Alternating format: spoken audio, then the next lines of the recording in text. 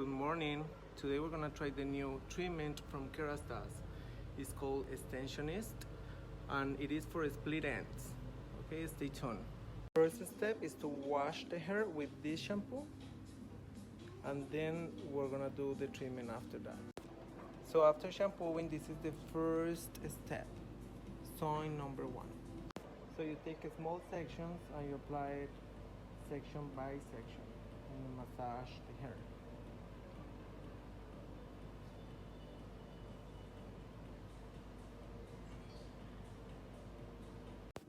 So second step is this mask that we're applying on top of the lotion.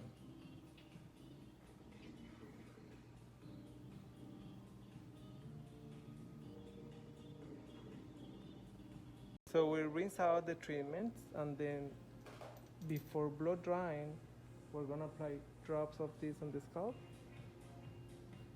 and then we're gonna massage. This is the last step, so we're gonna apply from mid to ends and this is gonna repair.